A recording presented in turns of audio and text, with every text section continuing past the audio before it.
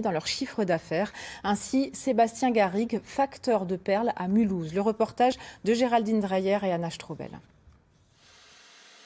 Le reflet dans ses lunettes est bien plus qu'une lueur d'espoir. Cette lumière anime Sébastien Garrigue depuis 15 ans, depuis qu'il a fabriqué sa première perle de verre.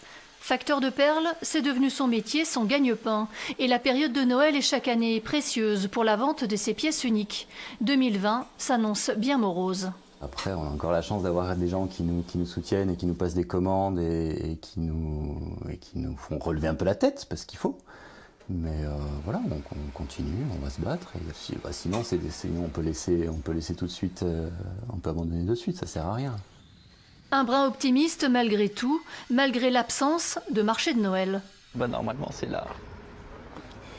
Normalement, c'est ici. On est bien. Donc ça représente les coins du cabanon.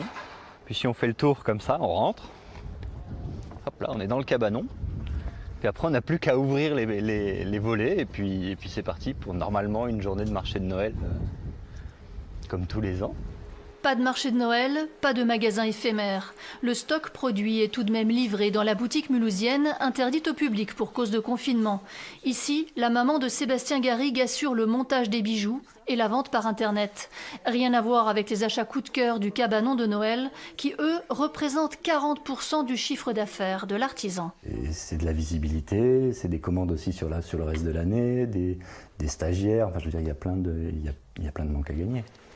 Avec la certitude d'un avenir fragile, car la